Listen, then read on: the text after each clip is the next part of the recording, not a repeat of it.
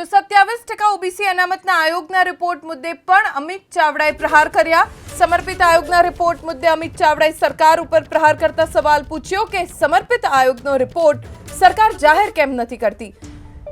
વિધાનસભામાં કોંગ્રેસ નેતા તરીકે સરકાર પાસે અમિત ચાવડાએ રિપોર્ટ માંગ્યો। 1 વર્ષથી પત્ર લખીને રિપોર્ટ માંગવા છતાં હજી સુધી રિપોર્ટ નથી આપવામાં આવ્યો, જેને લઈને અમિત ચાવડાએ કહ્યું કે સરકારના વિવિધ વિભાગો રિપોર્ટ મુદ્દે એકબીજાને ખો આપે છે।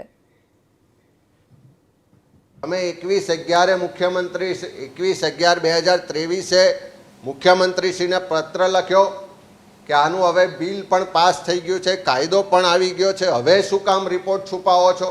રિપોર્ટની કોપી અમને મળવી જોઈએ। મુખ્યમંત્રી કાર્યાલયમાંથી એ પત્ર તબદીલ કરવામાં આવે છે સામાજિક ન્યાય અને અધિકારિતા વિભાગને। સામાજિક ન્યાય અને અધિકારિતા વિભાગ અમને લિખિતમાં આપે છે કે આ અંગેની સમર્પિત આયોગનો રિપોર્ટની કોપી અમારી પાસે નથી। તમારે આ રિપોર્ટ જોઈતો હોય તો અમે એના માટે શહેરી વિકાસ વિભાગ અને પંચાયત અને ગ્રામ ગૃહ નિર્માણ વિભાગને તબદીલ કરીએ છીએ પત્ર। ત્યાર પછી અમે પંચાયત વિભાગ પાસે માગણી કરી તો એ કહે છે અમારી પાસે રિપોર્ટ નથી, તમારે સામાજિક ન્યાય અધિકારિતા વિભાગ પાસે માગવો જોઈએ। શહેરી વિકાસ વિભાગ પણ એમ કહે છે કે અમારી પાસે રિપોર્ટ નથી, અમે આપી ના શકીએ।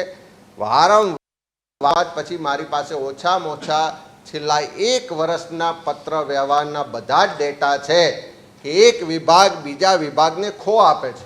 વારંવાર મુખ્યમંત્રીને લખીએ તેમ છતાં પણ રિપોર્ટની કોપી એક વિપક્ષને કે ધારાસભ્યશ્રીઓને પણ મળતી નથી।